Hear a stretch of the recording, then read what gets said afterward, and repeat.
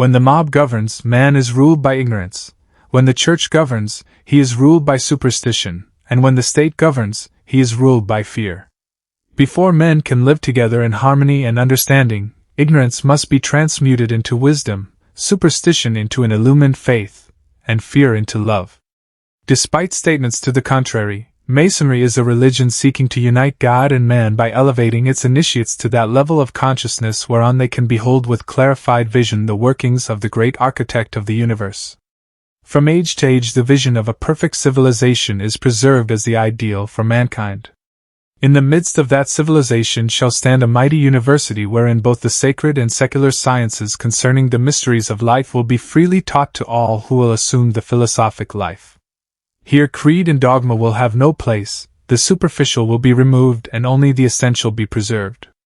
The world will be ruled by its most illumined minds, and each will occupy the position for which he is most admirably fitted. The great university will be divided into grades, admission to which will be through preliminary tests or initiations. Here mankind will be instructed in the most sacred, the most secret, and the most enduring of all mysteries. Symbolism. Here the initiate will be taught that every visible object, every abstract thought, every emotional reaction is but the symbol of an eternal principle. Here mankind will learn that truth lies buried in every atom of cosmos, that every form is a symbol and every symbol the tomb of an eternal verity. Through education, spiritual, mental, moral, and physical, man will learn to release living truths from their lifeless coverings. The perfect government of the earth must be patterned eventually after that divine government by which the universe is ordered. In that day when perfect order is re-established, with peace universal and good triumphant, men will no longer seek for happiness, for they shall find it welling up within themselves. Dead hopes, dead aspirations, dead virtues shall rise from their graves, and the spirit of beauty and goodness repeatedly slain by ignorant men shall again be the master of work. Then shall sages sit upon the seats of the mighty, and the gods walk with men.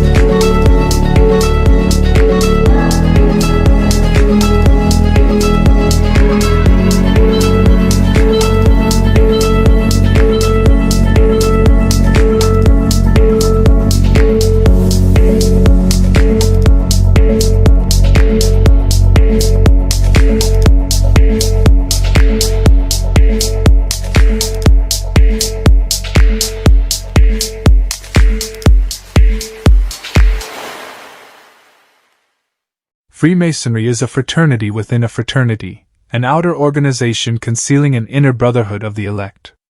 Before it is possible to intelligently discuss the origin of the craft, it is necessary, therefore, to establish the existence of these two separate yet interdependent orders, the one visible and the other invisible.